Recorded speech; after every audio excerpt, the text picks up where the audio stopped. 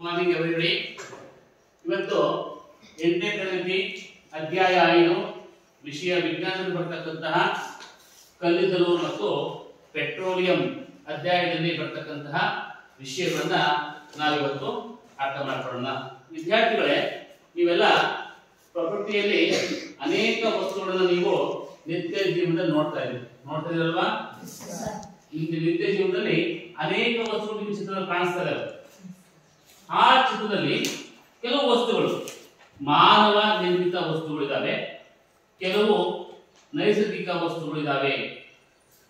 ಈಗಾಗಲೇ ನಾವು ಈ ವಸ್ತುಗಳ ವರ್ಗೀಕರಣವನ್ನ ನಾನು ಕಳೆದ ತರಗತಿಯಲ್ಲಿ ನಿಮ್ಗಾಗಲೇ ಪರಿಚಯ ಮಾಡಿಸಿದ್ದೇನೆ, ಗೊತ್ತಿದೆ ನಿಮಗೆ. ಹಾಗಾದ್ರೆ ಯಾರಾದರೂ ಮಾನವ ನಿರ್ಮಿತ ವಸ್ತುಗಳಲ್ಲಿ ಯಾವ್ಯಾವ ಇದ್ದಾವೆ ಅಂತ ಹೇಳಿ. ಹಾಗೆ ಒಬ್ಬರು ನೈಸರ್ಗಿಕ ವಸ್ತುಗಳು ಯಾವ್ಯಾವ ಅಂತ ಕೆಲವರು ಹೇಳ್ಬೇಕು. ಬಾಲಕರು ನೈಸರ್ಗಿಕ ವಸ್ತುಗಳು ಪಟ್ಟಿ ಮಾಡಬೇಕಲ್ಲಿ ಎಲ್ಲರೂ ಕಾಣುವಂತಹ ನೈಸರ್ಗಿಕ ವಸ್ತುಗಳು ಒಬ್ಬರು ಎದ್ದಿದ್ದು ಹೇಳಿ. ಎದ್ದಿಟ್ಕೊಂಡ್ರು ಯಾವ್ಯಾವ ವಸ್ತುಗಳು ನಾವು ನೈಸರ್ಗಿಕ ವಸ್ತುಗಳು ಯಾವ್ಯಾವ ಇದಾವಲ್ಲಿ? ಹಣ್ಣು, ಎಸ್, ಮಡಿಕೆ, ಮಣ್ಣಿದೆ ಅಲ್ವಾ? ಮಣ್ಣು ಕೂಡ, ಮಡಿಕೆ ಮಾನವ ನಿರ್ಮಿತ ವಸ್ತು, ಹಣ್ಣು ನೈಸರ್ಗಿಕ ವಸ್ತು, ತರಕಾರಿಗಳು, ಹಣ್ಣುಗಳು ಇವೆಲ್ಲ ನೈಸರ್ಗಿಕ ವಸ್ತುಗಳು. ಹುಡುಗಿರು ಮಾನವ ನಿರ್ಮಿತ ವಸ್ತು ಯಾವ್ಯಾವ ಕಾಣಿಸ್ತದೆ ನಿಮಗೆ? ಒಬ್ಬ ಹುಡುಗಿರು ಹೇಳ್ರಿ, ಉತ್ಪರಮೇಶ. ಹುಡುಗಿಯರು ಯಾರಾದ್ರು ಅಲ್ಲಿ ಕಾಣುವಂತಹ ಮಾನವ ನಿರ್ಮಿತ ವಸ್ತು ಯಾವ್ಯಾವ ಕಾಣಿಸ್ತದೆ ನಿಮಗೆ ಚಿತ್ರದಲ್ಲಿ? ಒಬ್ಬರು ಮಾತಾಡಿದ್ರು, ಇಬ್ರು ಹೇಳೋದಿತ್ತ? ಮತ್ತೇನಿದೆ? ವೆರಿ ಗುಡ್, ಸ್ಟೀಲ್ ಪಾತ್ರೆಗಳಿದ್ದಾವೆ. ಹಾಗೆ ಇಲ್ಲಿ ಗಣದಂತಹ ಪ್ಲಾಸ್ಟಿಕ್ ಇಂದ ತಯಾರಾಗಿರ್ತಕ್ಕಂಥ ಬಕೆಟ್ಗಳು ಮತ್ತೆ ಬ್ಯಾಗ್ಗಳು, ಕೆಲವು ಅಲಂಕಾರಿಕ ವಸ್ತುಗಳನ್ನು ನಾವು ನೋಡ್ತಾ ಇದ್ದೀವಿ. ಅರ್ಥ ಆಯ್ತಲ್ಲ? ಕೂತ್ಕೊಳ್ಳಿ. ಇದರಿಂದ ನಮ್ಗೆ ಏನ್ ಗೊತ್ತಾಗ್ತದೆ ಅಂತಂದ್ರೆ, ಮಾನವ ನಿರ್ಮಿತ ವಸ್ತುಗಳು ಅಂತಂದ್ರೆ ಪ್ರಕೃತಿಯಲ್ಲೇ ಸಿಗುವಂತಹ ವಸ್ತುಗಳನ್ನ ಉಪಯೋಗಿಸಿಕೊಂಡು ಮಾನವ ತನಗೆ ಬೇಕಾದಂತಹ ವಸ್ತುಗಳನ್ನ ತನಗೆ ಬೇಕಾದ ರೀತಿಯಲ್ಲಿ ತಯಾರಿಸಿಕೊಂಡಂತಹ ವಸ್ತುಗಳನ್ನ ನಾವೇನು ಕರಿತೀವಿ? ಮಾನವ ನಿರ್ಮಿತ ವಸ್ತುಗಳು ಅಂತ ಕರಿತೀವಿ. ಆದ್ರೆ ಕೆಲವು ವಸ್ತುಗಳು ಪ್ರಕೃತಿದತ್ತವಾಗಿ ನಿಸರ್ಗದಲ್ಲೇ ಸಿಗುವಂತಹ ವಸ್ತು ನಾವು ಗಮನಿಸ್ತೇವೆ. ಅವುಗಳನ್ನ ನಾವೇನಂತ ಕರಿತೀವಿ? ನೈಸರ್ಗಿಕ ವಸ್ತುಗಳು ಅಂತ ಕರಿತೀವಿ. ಈಗ ನೋಡಿ, ನಾವು ದಿನನಿತ್ಯ ಬಳಸುವ ವಸ್ತುಗಳಲ್ಲಿ 5 ವಸ್ತುನ ಪಟ್ಟಿ ಮಾಡಿ ಆ ವಸ್ತು ಯಾವ ಪದಾರ್ಥಗಳಿಂದ ತಯಾರಿಸಿದೆ ಎಂದು ಯೋಚಿಸಿ ಅಂತ ಕೊಟ್ಟಿದ್ದಾರೆ. ನಾವು ನಿತ್ಯ ಉಪಯೋಗಿಸುವಂತಹ, ಅದರಲ್ಲೂ ನಾವು ವಿದ್ಯಾರ್ಥಿಗಳು ಒಂದು ವಸ್ತುವನ್ನ ಬಳಕೆ ಮಾಡೋದನ್ನ ಉದಾಹರಣೆ ಕೊಟ್ಟಿದ್ದೀವಿ. ಯಾವುದದು? ಪೆನ್ಸಿಲ್. ಯಾವುದು? ಪೆನ್ಸಿಲ್. ಪೆನ್ಸಿಲ್ ನಾವು ನಮ್ಮ ವಿದ್ಯಾಭ್ಯಾಸಕ್ಕೆ ಬಳಕೆ ಮಾಡುವಂತಹ ಒಂದು ಸಾಧನ. ಈ ಪೆನ್ಸಿಲ್ ನಲ್ಲಿ ನೋಡಿ, ವಸ್ತುವಿನ ಹೆಸರು ಪೆನ್ಸಿಲ್. ಅಲ್ಲಿ ಆ ವಸ್ತು ತಯಾರು ಮಾಡೋದಕ್ಕೆ ಬೇಕಾಗಿರ್ತಕ್ಕಂತಹ ವಸ್ತುಗಳು ಯಾವ್ಯಾವ ಅಂತಂದ್ರೆ ಸೌದೆ, ಗ್ರಾಫೈಟ್ ಮತ್ತು ಬಣ್ಣಗಳನ್ನ ಬಳಕೆ ಮಾಡ್ತಾ ಇದೀವಿ. ನೋಡಿದ್ರಾ? ಪೆನ್ಸಿಲ್ ಕೈ ಇದೆ, ನೋಡಿ ಗಮನಿಸ್ಕೊಂಡು ನೋಡ್ಕೋಬಹುದು. ಆ ಪೆನ್ಸಿಲ್ ಇರುವಂತಹ ಒಂದು ಭಾಗಗಳು ಯಾವ ಬಂದಲ್ಲಿ ಮರದಿಂದ ಮಾಡಿರ್ತಕ್ಕಂಥ ವಸ್ತು ಇದೆ, ಅದರ ಒಳಗಡೆ ಗ್ರಾಫೈಟ್ ಇರ್ತಕ್ಕಂಥ ಒಂದು ರಾಸಾಯನಿಕ ವಸ್ತು ಇದೆ. ಆಮೇಲೆ ಸ್ವಲ್ಪ ಚೆನ್ನಾಗಿ ಕಾಣಲಿ ಅಂತ ಮೇಲೆ ಏನ್ ಮಾಡಿದ್ದಾರೆ? ಕೆಲವು ಬಣ್ಣಗಳನ್ನ ಲೇಪಿಸಿದ್ದಾರೆ. ಹಾಗಾದ್ರೆ ಅಲ್ಲಿ ಪ್ರಕೃತಿಯಲ್ಲಿ ಇಷ್ಟು ವಸ್ತುಗಳಲ್ಲಿ ಪ್ರಕೃತಿಯಲ್ಲಿ ಸಿಗುವಂತಹ ವಸ್ತು ಯಾವ್ದಾಗ್ತದೆ? ಗ್ರಾಫೈಟ್ ಮತ್ತು ಸೌದೆ. ಗ್ರಾಫೈಟ್ ಮತ್ತು ಸೌದೆ ಪ್ರಕೃತಿಯಲ್ಲೇ ಸಿಗುವಂತಹ ವಸ್ತುಗಳಾಗಿದ್ದಾವೆ. ಆದರೆ ತಾತ್ಕಾಲಿಕ ತಯಾರಾದಂತಹ ವಸ್ತು ಯಾವುದಲ್ಲಿ? ಬಣ್ಣ. ನಮಗೆ ಬೇಕಾದಂತಹ ಬಣ್ಣಗಳನ್ನ ಕೃತಕವಾಗಿ ತಯಾರಿಸ್ತೇವೆ. ಇದು ಒಂದು ಉದಾಹರಣೆಗೆ ಆಗಲೇ ಕೊಟ್ಬಿಟ್ಟಿದ್ದಾರೆ. ನೆಕ್ಸ್ಟ್, ವಸ್ತುವನ್ನ ಇದ್ದಿಲಾಗಿ ತಗೊಳ್ಳೋಣ. ವಸ್ತುವನ್ನು ಇದ್ದಿಲಾಗಿ ತಂದುಕೊಂಡ್ರೆ ಅಲ್ಲಿ ತಯಾರಾಗೋದಕ್ಕೆ ವಸ್ತು ತಯಾರಾಗಲು ಬೇಕಾದ ಪದಾರ್ಥಗಳು ಯಾವುವು? ಬೆಂಕಿ ಬೇಕು, ಮತ್ತೆ ಮರದ ತುಂಡುಗಳು ಬೇಕು. ಒಣಗಿದಂತಹ ಮರದ ತುಂಡುಗಳನ್ನು ನಾವು ಗಾಳಿಯ ಸಂಪರ್ಕವಿಲ್ಲದೆ ಉರಿಸಿದಾಗ ಸಿಗುವಂತಹ ವಸ್ತುವೇ ಇದ್ದಿಲು. ನೋಡಿ, ಆ ಇದ್ದಿಲು ಪ್ರಕೃತಿಯಲ್ಲಿ ಸಿಗುವಂತಹ ವಸ್ತು ಯಾವ್ಯಾವ? ಸೌದೆ ಪ್ರಕೃತಿಯಲ್ಲಿ ಸಿಗುವಂತದ್ದು, ನಾವು ತಯಾರು ಮಾಡೋದಲ್ಲ, ಸಸ್ಯಗಳಿಂದ ಪಡೆಯುವಂತಹ ಒಂದು ವಸ್ತು ಆಗಿದೆ. ಹಾಗಾದ್ರೆ ಕಾರ್ಖಾನೆ ತೆಗೆದುಕೊಂಡಂತಹ ವಸ್ತು ಯಾವುದು? ಅದಕ್ಕೆ ಬೆಂಕಿ ಹಾಕ್ಬೇಕು. ಬೆಂಕಿ ಕೊಟ್ಟ ಆ ಬೆಂಕಿ ನಾವೇನು ಹಚ್ತೀವಿ ಅದಕ್ಕೆ, ಅದನ್ನು ನಾವು ಕಾರ್ಖಾನೆಯಿಂದ ತಯಾರಾಗಿರ್ತಕ್ಕಂಥ ವಸ್ತುವಿನ ರೀತಿಯಲ್ಲಿ ನಾವು ಅರ್ಥ ಮಾಡ್ಕೊಳ್ಬಹುದು. ಹೀಗೆ ನಾವು ಪ್ರಕೃತಿಯಲ್ಲಿರುವಂತಹ ವಸ್ತುಗಳನ್ನ ನಾವು 2 ಬಗೆಯದಾಗಿ ಮಾಡ್ಕೊಂಡಿದೀವಿ. ಒಂದು ನೈಸರ್ಗಿಕ ವಸ್ತುಗಳು ಅಂತ, ಇನ್ನೊಂದು ಮಾನವ ನಿರ್ಮಿತ ವಸ್ತುಗಳು ಅಂತ. ನೋಡಿ, ನಿಸರ್ಗದಿಂದ ಪಡೆಯುವಂತಹ ಪದಾರ್ಥಗಳನ್ನ ಏನಂತ ಕರೀಬಹುದು? ನಾವು ನೇರವಾಗಿ ನೈಸರ್ಗಿಕ ಸಂಪನ್ಮೂಲಗಳು. ಕಾರ್ತಿಕ, ನೈಸರ್ಗಿಕ ಸಂಪನ್ಮೂಲಗಳು ಅಂದ್ರೇನು? ಅಲ್ಲಿದೆ, ನೇರವಾಗಿ ಕಾಣಿಸುತ್ತೆ. ಏನಂತ? ನೈಸರ್ಗಿಕ ಸಂಪನ್ಮೂಲಗಳು ಏನಂದ್ರೆ ನಿಸರ್ಗದಿಂದ ನೇರವಾಗಿ ಪಡೆಯುವ ಪದಾರ್ಥಗಳನ್ನು ನೈಸರ್ಗಿಕ ಸಂಪನ್ಮೂಲ ಎಂದು ಕರೆಯುತ್ತಾರೆ. ಅಲ್ಲಿ ಉದಾಹರಣೆ ಯಾವ್ಯಾವ ಕೊಟ್ಟಿದ್ದಾರೆ ಅಂತ ನೋಡಿ, ಹೇಳಕ್ಕಾಗುತ್ತಾ? ನೈಸರ್ಗಿಕ ಸಂಪನ್ಮೂಲನ ಸೂರ್ಯನ ಬೆಳಕು, ಎಸ್, ಆ ಕಡೆ ಇರೋದು ಚಿನ್ನ, ಚಿನ್ನದ ಲೋಹಗಳು, ಚಿನ್ನದ ಲೋಹದ ಗಟ್ಟಿಗಳು. ನೆಕ್ಸ್ಟ್ ಇದು ನೀರು, ಇದು ಕಬ್ಬಿಣ, ಇದು ಮಣ್ಣು ತರಕಾರಿಗಳು. ಇವೆಲ್ಲ ನೈಸರ್ಗಿಕ ಸಂಪನ್ಮೂಲಗಳು. ಪರಿಮಳ ಕೂತ್ಕೋ. ನೆಕ್ಸ್ಟ್ ಪರಿಮಳ ಹೇಳೋಣ. ಮಾನವ ನಿರ್ಮಿತ ಸಂಪನ್ಮೂಲಗಳು ಅಂದ್ರೆ ಏನು? ಮನುಷ್ಯ ತಯಾರು ಮಾಡುವ ಪದಾರ್ಥಗಳನ್ನು ಮಾನವ ನಿರ್ಮಿತ ಸಂಪನ್ಮೂಲ ಎಂದು ಕರೆಯುತ್ತಾರೆ. ಮನುಷ್ಯ ತಯಾರು ಮಾಡತಕ್ಕಂತಹ, ಮನುಷ್ಯರಿಂದ ತಯಾರಾಗಿರ್ತಕ್ಕಂತಹ ವಸ್ತುಗಳನ್ನ ನಾವು ಮಾನವ ನಿರ್ಮಿತ ಸಂಪನ್ಮೂಲಗಳು ಅಂತ ಕರಿತೀವಿ. ಅದು ಉದಾಹರಣೆ ಯಾವ್ಯಾವ ಅಂತ ನೋಡಿ ಹೇಳಿ. ಇವೆಲ್ಲ ಏನಂತ ಕರಿತೀವಿ? ಪಾತ್ರೆಗಳು, ಫೋನ್, ಎಸ್, ವೆರಿ ಗುಡ್. ಮತ್ತೆ ಅಂದ್ರೆ ನೀರಿನ ಬಾಟಲ್ ಇದೆ, ಕ್ಯಾಲ್ಕುಲೇಟರ್ ಇದೆ, ಹೌದಾ? ಹೌದಾ? ಇವೆಲ್ಲ ಕೂತ್ಕೊಳ್ತಕ್ಕಂತ ಕುರ್ಚಿಗಳು ಇದಾವೆ. ಇವೆಲ್ಲ ಮಾನವ ನಿರ್ಮಿತ ವಸ್ತುಗಳು. ಈಗ ಅರ್ಥ ಆಗಿರ್ಬೇಕು. ಕೂತ್ಕೊಳ್ಳಿ. ಸ್ವಾಭಾವಿಕ ವಸ್ತುಗಳು ಅಂದ್ರೆ, ನೈಸರ್ಗಿಕ ವಸ್ತುಗಳು ಅಂದ್ರೆ ಯಾವ್ಯಾವು, ಮತ್ತೆ ಮಾನವ ನಿರ್ಮಿತ ವಸ್ತುಗಳು ಅಂದ್ರೆ ಯಾವ್ಯಾವ ಅಂತ ಗೊತ್ತಾಗ್ತದೆ. ಈ ನೋಡಿ, ಭೂಮಿಯಲ್ಲಿ ಸಿಗುವಂತಹ ಎಲ್ಲ ನೈಸರ್ಗಿಕ ಸಂಪನ್ಮೂಲಗಳು ಯಾವಾಗಲೂ ಸಿಗ್ತಾವ? ಎಲ್ಲಾ ಸಮಯದಲ್ಲೂ ಸಿಗ್ತಾವ? ಎಲ್ಲ ಸಮಯದಲ್ಲೂ ಸಿಗ್ತಾವ? ಬೇಕಾದಷ್ಟು ಪ್ರಮಾಣ ಸಿಗ್ತಾವ? ಆದರೆ ಯೋಚನೆ ಮಾಡೋಣ, ಯಾವ್ಯಾವ ವಸ್ತುಗಳು ಯಾವ್ಯಾವ ಪ್ರಮಾಣದಲ್ಲಿ ಸಿಗುತ್ತೆ. ಕೆಲವು ಇಂತಹ ಒಂದು ಲಭ್ಯತೆಯ ಆಧಾರದ ಮೇಲೆ, ವಸ್ತುಗಳ ಲಭ್ಯತೆಯ ಆಧಾರದ ಮೇಲೆ ಸಂಪನ್ಮೂಲ ಮತ್ತು ವರ್ಗೀಕರಣ ಮಾಡಿದೆ. ಕೆಲವು ವಸ್ತುಗಳು ಖಾಲಿ ಆಗಲ್ಲ. ನಾವೆಷ್ಟು ಬಳಕೆ ಮಾಡಿರೋ ನಿರಂತರವಾಗಿ ನಮಗೆ ಸಿಗ್ತಾನೆ ಇರ್ತವೆ. ಆದ್ರೆ ಕೆಲವು ವಸ್ತುಗಳು ಇದಾವಲ್ಲ, ಅವಳು ಒಂದಲ್ಲ ಒಂದು ದಿವಸ ನಾವು ನಿರಂತರವಾಗಿ ಬಳಕೆ ಮಾಡ್ತಾ ಇದ್ರೆ, ಉಪಯೋಗಿಸ್ತಾ ಇದ್ರೆ ಅವೇನಾಗ್ಬೋದು? ಒಂದಲ್ಲ ಒಂದು ದಿವಸ ಸಂಪೂರ್ಣವಾಗಿ ಖಾಲಿ ಆಗ್ತವೆ. ಹಾಗಾದ್ರೆ ಆ ಒಂದು ಸಂಪನ್ಮೂಲನ ಹೇಗೆ ವರ್ಗೀಕರಣ ಮಾಡ್ತೀವಿ? ಈ ತರ ಸಂಪನ್ಮೂಲಗಳನ್ನ ಲಭ್ಯತೆಯ ಆಧಾರದ ಮೇಲೆ ನೈಸರ್ಗಿಕ ಸಂಪನ್ಮೂಲಗಳನ್ನ ಎರಡು ಗುಂಪುಗಳಾಗಿ ಮಾಡ್ಕೊಂಡಿದ್ದೀವಿ. ನಿಸರ್ಗದಲ್ಲಿ ವಿವಿಧ ನೈಸರ್ಗಿಕ ಸಂಪನ್ಮೂಲಗಳ ಲಭ್ಯತೆಯ ಆಧಾರದ ಮೇಲೆ ಅವುಗಳನ್ನ ಎರಡು ಬಗೆಯ ಸಂಪನ್ಮೂಲಗಳನ್ನಾಗಿ ವರ್ಗೀಕರಿಸಿದ್ದೀವಿ. ಹೌದಾ ಧನುಷ್? ಯಾವ್ಯಾವ ಹೇಳಕ್ಕಾಗುತ್ತಾ? ವೆಡ್ಡಿಂಗ್ ಮಾತ್ರ ಹೇಳಿ ನೋಡೋಣ. ಬರಿದಾಗದ ನೈಸರ್ಗಿಕ ಸಂಪನ್ಮೂಲಗಳು, ಬರಿದಾಗದ ನೈಸರ್ಗಿಕ ಸಂಪನ್ಮೂಲಗಳು, ಬರಿದಾಗುವ ನೈಸರ್ಗಿಕ ಸಂಪನ್ಮೂಲಗಳು, ಅಥವಾ ಇನ್ನ ಮುಗಿಯದ ಸಂಪನ್ಮೂಲಗಳು, ಮುಗಿದು ಹೋಗುವ ಸಂಪನ್ಮೂಲಗಳು, ಪುನಶ್ಚೇತನಗೊಳ್ಳುವ ಸಂಪನ್ಮೂಲಗಳು, ಪುನಶ್ಚೇತನಗೊಳ್ಳದ ಸಂಪನ್ಮೂಲಗಳು, ನವೀಕರಣಗೊಳ್ಳುವ ಸಂಪನ್ಮೂಲಗಳು, ನವೀಕರಣಗೊಳ್ಳದ ಸಂಪನ್ಮೂಲಗಳು. ಇಷ್ಟು ಹೆಸರು ಕರಿತೀವಿ ನಾವು. ಅರ್ಥ ಆಯ್ತಾ? ಈ ಸಂಪನ್ಮೂಲ ಬದಲಿಗೆ ಹಾಕಿಕೊಳ್ಳೋ ಹೇಳು ಅಭಿಷೇಕ. ಬರಿದಾಗದ ನೈಸರ್ಗಿಕ ಸಂಪನ್ಮೂಲ ಓದು ಅನ್ನೋದು ಏನಂತಿದೆ? ಉದಾಹರಣೆ ಹೇಳು. ನಿಸರ್ಗದಲ್ಲಿ ಸಂಪನ್ಮೂಲಗಳು ಅಪರಿಮಿತ ಪ್ರಮಾಣದಲ್ಲಿವೆ ಮತ್ತು ಮಾನವ ಚಟುವಟಿಕೆಗಳಿಂದ ಬರಿದಾಗುವ ಸಾಧ್ಯತೆಗಳಲ್ಲಿ ಉದಾಹರಣೆ ಸೌರ್ಯ ಬೆಳಕು, ಗಾಳಿ. ನಿಸರ್ಗದಲ್ಲಿ ಈ ಸಂಪನ್ಮೂಲಗಳು ಅಪರಿಮಿತ ಪರಿಮಾಣದಲ್ಲಿ, ಅಪರಿಮಿತ ಪ್ರಮಾಣದಲ್ಲಿ ಅಂತಂದ್ರೆ, ಅಪರಿಮಿತ ಅಂದ್ರೆ ಸಾಕಷ್ಟು ಪ್ರಮಾಣದಲ್ಲಿದೆ ಅಂತ. ಅಪರಿಮಿತ ಅಂತಂದ್ರೆ ಸಾಕಷ್ಟು ಪ್ರಮಾಣದಲ್ಲಿದೆ. ನೋಡಿ, ಬರಿದಾಗದ ನೈಸರ್ಗಿಕ ಸಂಪನ್ಮೂಲಗಳು ಅಂತಂದ್ರೆ ಇವು ಪ್ರಕೃತಿಯಲ್ಲಿ ಅಥವಾ ನಿಸರ್ಗದಲ್ಲಿ ಅಪರಿಮಿತ ಪ್ರಮಾಣದಲ್ಲಿದೆ ಅಂತಂದ್ರೆ ಅರ್ಥ ಸಾಕಷ್ಟು ಪ್ರಮಾಣದಲ್ಲಿದೆ. ಹಾಗಾಗಿ ಇವು ಮಾನವನ ಚಟುವಟಿಕೆಗಳಿಂದ, ಮಾನವ ಇವನ್ನ ಬಳಸ್ತಾ ಇದ್ರೆ ಏನಾಗಲ್ಲ? ಖಾಲಿ ಆಗಲ್ಲ, ಬರಿದಾಗೋದಿಲ್ಲ. ಏನಾಗಲ್ಲ? ಬರಿದಾಗಲ್ಲ. ಅದಕ್ಕೆ ಉದಾಹರಣೆ ಕೊಡ್ತೀವಿ ನೋಡಿ.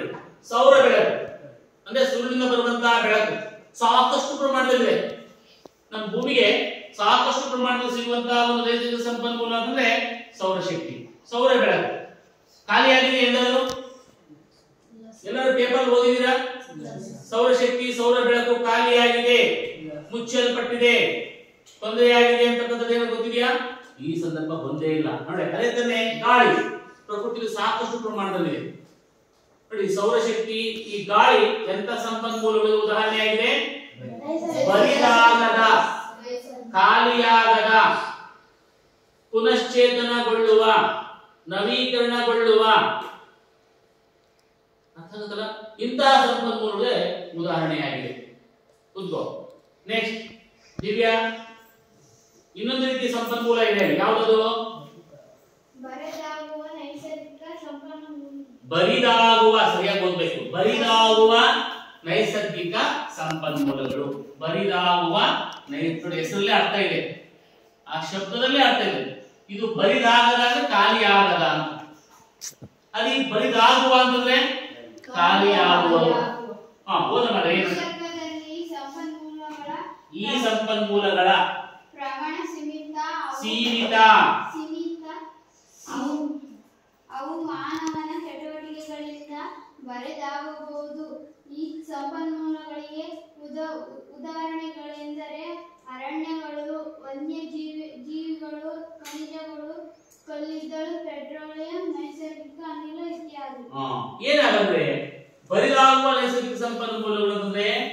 ಈ ಸಂಪನ್ಮೂಲಗಳು, ಬರಿದಾಗುವ ಸಂಪನ್ಮೂಲಗಳು ನಿಸರ್ಗದಲ್ಲಿ ಹೆಂಗಿದಾವೆ ಅಂತಂದ್ರೆ ಸೀಮಿತ ಪ್ರಮಾಣದಲ್ಲಿದೆ. ಸೀಮಿತ ಪ್ರಮಾಣ ಅಂತಂದ್ರೆ ಬಹಳ ಅತ್ಯಲ್ಪ ಪ್ರಮಾಣದಲ್ಲಿ, ನಮಗೆ ಬೇಕಾಗುವಷ್ಟಿಲ್ಲ, ನಮ್ಗೆ ಎಷ್ಟು ಬೇಕೋ ಅಷ್ಟಿಲ್ಲ ಇಲ್ಲಿ. ಅದು ಎಲ್ಲಾ ಜಾಗದಲ್ಲೂ ಇಲ್ಲ. ಯಾವ್ಯಾವ ಉದಾಹರಣೆ? ಅರಣ್ಯಗಳು. ಅರಣ್ಯಗಳು ಎಲ್ಲಾ ಕಡೆಗಿದಾವ. ವನ್ಯಜೀವಿಗಳು, ಖನಿಜಗಳು, ಕಲ್ಲಿದ್ದಲು, ಮತ್ತೆ ಪೆಟ್ರೋಲಿಯಂ, ನೈಸರ್ಗಿಕ ಅನಿಲ. ನಾವು ಬೇರೆ ಎಲ್ಲೋ ಸಿಗುವಂತದ್ದನ್ನ ನಾವು ತರಿಸ್ಕೊಂಡು ಬಳಕೆ ಮಾಡ್ತಾ ಇದೀವಿ. ದುಬಾರಿ ಕೂಡ ಇದಾವೆ ಪೆಟ್ರೋಲಿಯಂ. ಪೆಟ್ರೋಲ್ ಎಷ್ಟು ದುಬಾರಿ ಇದೆ ಗೊತ್ತಿದೆಯಲ್ಲ? LPG ಎಷ್ಟು ದುಬಾರಿ ಇದೆ ಗೊತ್ತಿದೆಯಲ್ಲ? ಯಾಕೆ ಇಷ್ಟೊಂದು ಅದಕ್ಕೆ ಬೆಲೆ ಜಾಸ್ತಿ ಆಯ್ತು? ಅದರ ಲಭ್ಯತೆ ಭೂಮಿ ಮೇಲೆ ಬಹಳ ಕಡಿಮೆ ಇದೆ, ಸಿಗುವಂತ ಪ್ರಮಾಣ ಕಡಿಮೆ ಇದೆ, ಅದರ ಬಳಕೆ ಮಾಡುವಂತವರ ಪ್ರಮಾಣ ಜಾಸ್ತಿ, ಬಹಳ ಸೀಮಿತವಾದಂತಹ ಪ್ರಮಾಣದಲ್ಲಿದೆ. ಅಂತ ಸೀಮಿತ ಪ್ರಮಾಣದಲ್ಲಿ ಸಿಗುವಂತಹ ನಾವು ಸಂಪನ್ಮೂಲವನ್ನ ಏನಂತ ಕರಿತೀವಿ? ಬರಿದಾಗುವ ನೈಸರ್ಗಿಕ ಸಂಪನ್ಮೂಲಗಳು ಕರಿತೀವಿ. ಅದಕ್ಕೆ ಉದಾಹರಣೆಗಳು ಅರಣ್ಯಗಳು, ವನ್ಯಜೀವಿಗಳು, ಖನಿಜಗಳು, ಕಲ್ಲಿದ್ದಲು, ಪೆಟ್ರೋಲಿಯಂ, ನೈಸರ್ಗಿಕ ಅನಿಲ ಇತ್ಯಾದಿಗಳು. ಇಷ್ಟೊಂದು ವಸ್ತುಗಳನ್ನ ನಾವು ಬರಿದಾಗುವ ನೈಸರ್ಗಿಕ ಸಂಪನ್ಮೂಲಗಳು ಅಂತ ಕರಿತೀವಿ. ನೋಡಿ, ಈ ವಸ್ತುಗಳು ಇಲ್ಲದೆ ನಿಮ್ಮ ದಿನವನ್ನ ಕಳೆಯಕ್ಕಾಗುತ್ತಾ? ನೋಡ್ತಾ ಇದ್ದೇವೆ, ಅಲ್ಲಿ ಕೆಲವು ವಸ್ತು ಕಾಣಿಸ್ತವೆ. ಈ ದಿವ್ಯ ಕೂತ್ಕೋ. ಈ ವಸ್ತುಗಳ ಈ ನೋಡಿ ಯಾವ್ಯಾವ ಗೊತ್ತಾಗ್ತಿದೆಯಾ? ಈ ಕಡೆ ಎಲ್ಲ ಕೆಲವು ಪ್ಲಾಸ್ಟಿಕ್ ನ ತಯಾರಾಗಿರ್ತಕ್ಕಂಥ ವಸ್ತುಗಳಿವೆ, ಅಲ್ಲಿ ಕೆಲವು ವಾಹನಗಳಿದ್ದಾವೆ, ಆ ಕಡೆ ಕೆಲವು ಲೋಹಗಳಿಂದ ಮಾಡಿದಂತಹ ವಸ್ತುಗಳಿದ್ದಾವೆ. ನೋಡಿ, ಪ್ಲಾಸ್ಟಿಕ್ ಎಲ್ಲಿಂದ ಬರುತ್ತೆ ಗೊತ್ತಿದೆಯಾ? ಪ್ಲಾಸ್ಟಿಕ್ ತಯಾರಿಸಿದ ಗೊತ್ತಾ ನಿಮಗೆ? ಗೊತ್ತಿಲ್ಲ. ಅದೇ ಹಿಂದೆ ಕಲ್ಲಿದ್ದನ್ನ ರೈಲ್ವೆ ಇಂಜಿನ್ ಹಬೆಯನ್ನು ಉತ್ಪತ್ತಿ ಮಾಡಿ ರೈಲ್ವೆ ಇಂಜಿನ್ ತಯಾರು ಮಾಡಕ್ಕೆ ಉಪಯೋಗಿಸ್ತಿದ್ರು. ಹಾಗಾದ್ರೆ ವಾಹನಗಳು ಓಡಾಡೋದಕ್ಕೆ, ಚಲನೆ ಆಗೋದಕ್ಕೆ ನಿಮಗೆ ಏನ್ ಲಭ್ಯ ಬೇಕು? ಇಂಧನಗಳು ಬೇಕು. ಯಾವ್ದು ಬೇಕು? ನೋಡಿ, ಈಗ ಸಾರಿಗೆ ವ್ಯವಸ್ಥೆ, ಸಾರಿಗೆ ಸಂಪರ್ಕ ಅಂತ ಓದ್ತೀವಿ ನಾವು. ಉಪಯೋಗಿಸಿದವರು ಒಂದೂರಿಂದ ಇನ್ನೊಂದೂರಿಗೆ ಬಹಳ ವೇಗವಾಗಿ, ಬಹಳ ಕೆಲವೇ ಸಮಯದಲ್ಲಿ ತಲುಪುವಂತ ವ್ಯವಸ್ಥೆ ಮಾಡ್ಕೊಂಡಿದ್ವಿ. ಇದಕ್ಕೆಲ್ಲ ಕಾರಣ ಏನಪ್ಪಾ ಅಂದ್ರೆ ಸಾರಿಗೆ ಸಂಪರ್ಕ. ಸಾರಿಗೆ ಸಂಪರ್ಕಕ್ಕೆ ನಾವು ವಾಹನ, ವಿವಿಧ ರೀತಿಯ ವಾಹನವನ್ನ ಬಳಕೆ ಮಾಡ್ತೀವಿ. ನಿರ್ಮಾಣ ಓಡಾಡವಾಗಿರ್ಬೋದು, ನೀರ್ಮಲ್ ಹೋಗೋದಾಗಿರ್ಬೋದು, ಗಾಳಿ ಓಡಾಡವಾಗಿರ್ಬೋದು. ಈ ಎಲ್ಲ ವಾಹನಗಳು ಚಲಿಸಬೇಕು ಅಂದ್ರೆ, ಓಡಬೇಕು ಅಂತಂದ್ರೆ ನಮಗೆ ಇಂಧನಗಳ ಅವಶ್ಯಕತೆ ಇದೆ. ಅಂತಹ ಇಂಧನಗಳು ಯಾರ್ಯಾರಿದ್ದಾವೆ? ಆ ಇಂಧನಗಳು ನಮಗೆ ಸಾಕಷ್ಟು ಪ್ರಮಾಣ ಸಿಗ್ತಾ ಇದಾವ. ನೋಡಿ, ಈ ವಾಹನಗಳಿಗೆ ಇಂಧನಗಳಿಗೆ ಬಳಕೆ ಮಾಡತಕ್ಕಂತ ವಸ್ತುಗಳು ಯಾವಪ್ಪ ಅಂದ್ರೆ ಕಲ್ಲಿದ್ದಲು ಮತ್ತೆ ಪೆಟ್ರೋಲಿಯಂ ಅಂತ ಏನ್ ಕರಿತೀವಿ? ಕಲ್ಲಿದ್ದಲು ಮತ್ತು ಪೆಟ್ರೋಲಿಯಂ ಅನ್ನ ನಾವು ವಾಹನಗಳ ಇಂಧನಗಳಾಗಿ ಬಳಕೆ ಮಾಡ್ತಾ ಇದೀವಿ. ಈ ವಸ್ತುಗಳನ್ನ ಈಗ ತಾನೇ ವರ್ಗೀಕರಣ ಮಾಡ್ಕೊಂಡಿದ್ದೀವಿ ನಾವು. ಎಂತ ಸಂಪನ್ಮೂಲಗಳು ಅಂತ ವರ್ಗೀಕರಣ ಮಾಡ್ಕೊಂಡಿದ್ವಿ? ಬರಿದಾಗುವ ಸಂಪನ್ಮೂಲಗಳು. ಖಾಲಿ ಬಹಳ ಸೀಮಿತ ಪ್ರಮಾಣದಲ್ಲಿ ಭೂಮಿ ಮೇಲೆ ಬಹಳ ಎಲ್ಲಾ ಕಡೆಗೂ ಸಿಗ್ತಾ ಇಲ್ಲ, ಕೆಲವೇ ಜಾಗದಷ್ಟೇ ಸಿಗ್ತಾ ಇದೆ, ಕೆಲವೇ ಪ್ರಮಾಣದ ಸ್ವಲ್ಪ ಪ್ರಮಾಣದಷ್ಟೇ ಸಿಗ್ತಾ ಇದೆ. ಆದ್ರೆ ಬಳಕೆ ಮಾತ್ರ ಬಹಳ ವೇಗವಾಗಿ ಮಾಡ್ತಾ ಇದೀವಿ. ಹಾಗಾಗಿ ನಾವು ಇವತ್ತು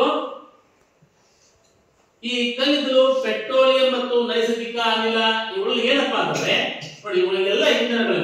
ನಾವು ಪೆಟ್ರೋಲಿಯಂ, ನೈಸರ್ಗಿಕ ಅನಿಲ ಮತ್ತೆ ಇವೆಲ್ಲ ಕಲ್ಲಿದ್ದಲು, ಇವನ್ನ ಏನ್ ಕರಿತೀವಿ? ಇಂಧನಗಳು ಅಂತ ಕರಿತೀವಿ. ಯಾಕೆ ಇಂಧನ ಅಂತ ಕರಿತೀವಿ? ಅವಳನ್ನ ಸುಟ್ಟು ಅಂದ್ರೆ ಅವಳನ್ನ ದಹಿಸಿ ದಹನ ಕ್ರಿಯೆಗೆ ಒಳಪಡಿಸಿ ನಾವು ಶಕ್ತಿಯನ್ನು ಪಡಿತೀವಿ. ಹಾಗಾದ್ರೆ ಸೌದೆಯಿಂದ ತಯಾರಾಗಿರ್ತಕ್ಕಂತಹ ಯಾವುದೇ ವಸ್ತು, ಈಗ ವಿದ್ಯುವಿದೆಯಲ್ಲ, ಅದರಲ್ಲಿರುವಂತಹ ಪ್ರಧಾನವಾಗಿರ್ತಕ್ಕಂತಹ ವಸ್ತು ಯಾವುದಪ್ಪ ಅಂದ್ರೆ ಕಾರ್ಬನ್. ಸಾಮಾನ್ಯವಾಗಿ ಈ ಕಲ್ಲಿದ್ದಲು, ಪೆಟ್ರೋಲಿಯಂ, ನೈಸರ್ಗಿಕ ಅನಿಲಗಳಿಂದೆಲ್ಲ ಏನಂತ ಸಿದ್ಧ ಕರಿತೀವಿ ಗೊತ್ತಾ? ಪಳೆಯುಳಿಕೆ ಇಂಧನಗಳು ಅಂತ ಕರಿತೀವಿ. ಯಾವ್ಯಾವ? ಕಲ್ಲಿದ್ದಲು, ಪೆಟ್ರೋಲಿಯಂ ಮತ್ತು ನೈಸರ್ಗಿಕ ಅನಿಲ. ಇವುಗಳನ್ನ ಎಂತ ಇಂಧನಗಳು ಅಂತ ಕರಿತೀವಿ? ಪಳೆಯುಳಿಕೆ ಇಂಧನಗಳು ಅಂತ ಕರಿತೀವಿ. ಯಾಕೆ ಈ ಹೆಸರು ಬಂತು? ಈ ಕಲ್ಲಿದ್ದಲು, ಪೆಟ್ರೋಲಿಯಂ ಮತ್ತು ನೈಸರ್ಗಿಕಗಳನ್ನ ಪಳೆಯುಳಿಕೆ ಅಂತ ಯಾಕೆ ಕರೀತೀವಿ ಗೊತ್ತಾ? ಪಳೆಯುಳಿಕೆ ಇಂಧನ ಅಂತದ್ದು ಪಳೆಯುಳಿಕೆ ಅಂತ ಗೊತ್ತಾ? ಸತ್ತ ಜೀವಿಗಳ ಅವಶೇಷಗಳು. ಸತ್ತ ಜೀವಿಗಳ ಅವಶೇಷ ಅಂದ್ರೆ ಉದಾಹರಣೆಗೆ ಈ ಭೂಮಿ ಮೇಲೆ ಸಾಕಷ್ಟು ಸಂಖ್ಯೆಯ ಜೀವಿಗಳನ್ನ ನೋಡ್ತಾ ಇದೀವಿ. ಸಸ್ಯಗಳಾಗಿರ್ಬೋದು, ಪ್ರಾಣಿಗಳಾಗಿರ್ಬೋದು. ಅವುಗಳು ತಮ್ಮ ಜೀವಿತಾವಧಿ ಮುಗಿದ ನಂತರ ಸತ್ತು ಹೋಗ್ತವೆ. ಸತ್ತೋದು ಏನ್ ಮಾಡ್ತೀವಿ? ಸಾಮಾನ್ಯ ಮಾನವರು ಏನ್ ಮಾಡ್ತೀವಿ? ಸತ್ತೋದ ಮಾನವರನ್ನ ನಾವು ಭೂಮಿಯಲ್ಲಿ ಆಳವಾಗಿ ಗುಂಡಿಯನ್ನು ತೆಗೆದು ಮುಚ್ತೀವಿ. ಯಾಕೆ ಆತರ ಮಾಡ್ತೀವಿ ಗೊತ್ತಿದೆಯಾ? ಆತರ ಮಾಡಿ ಏನಾಗುತ್ತೆ? ನಮ್ಮ ದೇಹ ಕೊಳ್ತೋಗುತ್ತೆ. ಏನಾಗುತ್ತೆ? ಕೊಳ್ತೋಗುತ್ತೆ. ನಾವು ಯಾವ ಪರಿಸರದಿಂದ ಈ ವಸ್ತುಗಳನ್ನ ಬಳಕೆ ಮಾಡಿಕೊಂಡು ನಮ್ಮ ದೇಹ ತಯಾರಾಗಿತ್ತೋ ಆ ದೇಹ ಎಲ್ಲ ವಿಘಟನೆ ಕ್ರಿಯೆಯಿಂದ ಸರಳರೂಪ ಪರಿವರ್ತನೆಯಾಗಿ ಮಣ್ಣನ್ನು ಸೇರ್ಪಡುತ್ತೆ. ಆದರೆ ಲಕ್ಷಾಂತರ ವರ್ಷಗಳ ಹಿಂದೆ ನನಗೆ ಕಥೆ ಹೇಳ್ತದೆ. ಲಕ್ಷಾಂತರ ವರ್ಷಗಳ ಹಿಂದೆ ಈ ಭೂಮಿ ಮೇಲೆ ಕೆಲವು ಘಟನೆಗಳು ನಡೀತವೆ. ಭೂಕಂಪ, ಭೂಮಿ ಬಾಯಿ ಬಿಡ್ತಕ್ಕಂಥದ್ದು, ಇಂತಹ ಕೆಲಸಗಳು ನಡೆದಾಗ ಈ ಭೂಮಿಯಲ್ಲಿರ್ತಕ್ಕಂತಹ ಬಹಳಷ್ಟು ಸಂಖ್ಯೆಯ ಅರಣ್ಯ ಪ್ರದೇಶ ಮತ್ತೆ ಅರಣ್ಯಲ್ಲಿರ್ತಕ್ಕಂತಹ ಸಸ್ಯ ವರ್ಗ ಮತ್ತು ಪ್ರಾಣಿ ವರ್ಗ ಈ ಭೂಮಿ ಏನಾಯ್ತಂತೆ? ಮುಚ್ಚೋಗ್ಬಿಡ್ತದೆ. ಏನಾಯ್ತಂತೆ? ಮುಚ್ಚೋಗ್ಬಿಡುತ್ತೆ. ನಿಮ್ಗೆ ಗೊತ್ತಿರಲಿ, ಭೂಮಿಯ ಕೆಲವು ಆಳಕ್ಕೆ, ಸುಮಾರು 5-6 ಅಡಿ ಆಳಕ್ಕೆ ವಸ್ತುಗಳು ಏನಾದರೂ ಆಗಿದ್ರೆ ಅದು ಕೊಳೆಯುವಿಕೆ ಕ್ರಿಯೆ ಒಳಪಡುತ್ತೆ, ವಿಘಟನೆ ಕ್ರಿಯೆ ಒಳಪಡುತ್ತೆ. ಫಾರ್ ಎಕ್ಸಾಂಪಲ್, 100 ಅಡಿ ಆಳಕ್ಕೆ ಏನಾದರೂ ಆ ಜೀವಿಗಳ ದೇಹ ಬಿದ್ದೋಯ್ತು ಅಂದ್ಕೊಳ್ಳಿ, ಬಿದ್ದು ಮಣ್ಣು ಮುಚ್ಚೋಯ್ತು ಅಂದ್ಕೊಳ್ಳಿ, ಆ ದೇಹ ಕೊಳೆಯಲ್ಲ. ಯಾಕೆ ಕೊಳೆಯಲ್ಲ? ಒಂದು ಜೀವಿಯ ದೇಹ ಕೊಳೆಯೋದಕ್ಕೆ ಯಾರ ಸಹಾಯ ಬೇಕು ಗೊತ್ತಾ? ಸೂಕ್ಷ್ಮಾಣು ಜೀವಿಗಳು ಬೇಕು. ಆ ಸೂಕ್ಷ್ಮಾಣು ಜೀವಿಗಳು ಆ ದೇಹವನ್ನು ವಿಘಟನೆ ಮಾಡೋದಕ್ಕೆ ಸಹಾಯ ಮಾಡ್ತವೆ. ಆದರೆ 100 ಅಡಿ ಆಳದಲ್ಲಿ ಈ ಸೂಕ್ಷ್ಮಾಣು ಜೀವಿಗಳಿಲ್ಲ, ಬದುಕಕ್ಕಾಗಲ್ಲ. ಸೊ ಅದಕ್ಕೇನಾಗುತ್ತೆ? ಆ 100 ಅಡಿ ಆಳಕ್ಕೆ ಆ ಬಿದ್ದಂತ ಸಸ್ಯ ವರ್ಗ ಮತ್ತು ಪ್ರಾಣಿ ವರ್ಗದ ಮೇಲೆ ದೇಹಗಳು ಯಾವುದು ತಪ್ಪಿಸ್ಕೊಂಡು? ವಿಘಟನೆಯಿಂದ ತಪ್ಪಿಸ್ಕೊಂಡು, ಕೊಳೆಯುವಿಕೆಯಿಂದ ತಪ್ಪಿಸ್ಕೊಂಡು ಏನಾಗಿ ಪರಿವರ್ತನೆ ಗೊತ್ತಾ? ಆ ಇಡೀ ಸಸ್ಯಗಳ ಮತ್ತು ಪ್ರಾಣಿಗಳ ದೇಹ ಕಲ್ಲಿದ್ದಲು ಮತ್ತೆ ಪೆಟ್ರೋಲಿಯಂ ಆಗಿ ಪರಿವರ್ತನೆ. ಅಂದ್ರೆ ಈಗ ಆ ಕಲ್ಲಿದ್ದಲು, ಪೆಟ್ರೋಲಿಯಂ ಇಂಧನ ಸಿಗ್ತಾ ಇದೆ, ಅದು ಯಾವ್ದಿಂದ ತಯಾರಿಸಿದ ಗೊತ್ತಾ? ಸಸ್ಯಗಳಿಂದ ಮತ್ತು ಪ್ರಾಣಿಗಳಿಂದ ತಯಾರಾಗಿರ್ತಕ್ಕಂಥದ್ದು. ಹೇಗೆ ತಯಾರಾಯಿತು? ಕೊಳೆಯುವಿಕೆಯಿಂದ ತಪ್ಪಿಸ್ಕೊಂಡು. ಯಾಕೆ ಕೊಳೆಯುವಿಕೆಯಿಂದ ತಪ್ಪಿಸ್ಕೊಂಡು? ಬಹಳಷ್ಟು ಆಳಕ್ಕೆ ಬಿದ್ದುಬಿಟ್ಟು ಅವಾಗೆಲ್ಲ ಎಂತಿದ್ದ ಭೂಕಂಪ ನಡೀತಿತ್ತಪ್ಪ ಅಂದ್ರೆ ಇಡೀ ಭೂಮಿಯಲ್ಲಿರ್ತಕ್ಕಂಥ ಮೇಲೆ ಇರ್ತಕ್ಕಂಥ ಎಲ್ಲ ಜೀವಿಗಳು ಆಳವಾದ ಪ್ರಪಾತಕ್ಕೆ ಬಿದ್ದುಬಿಟ್ಟು. ಅವಾಗೆಲ್ಲ ಸಾಕಷ್ಟು ದಟ್ಟಾರಣ್ಯ ಇತ್ತು, ಸಾಕಷ್ಟು ಪ್ರಾಣಿಗಳಿತ್ತು. ಆ ಪ್ರಾಣಿಗಳ ದೇಹಗಳೆಲ್ಲ ಭೂಮಿಯಲ್ಲಿ ಮುಚ್ಚೋಗಿ ಮಣ್ಣು ಬಿದ್ದುಬಿಟ್ಟು ಮೇಲೆ ಒಳಗಡೆ ಇರುವಂತಹ ಉಷ್ಣ, ಒತ್ತಡ ಇಂದ ಏನಾಯಿತು?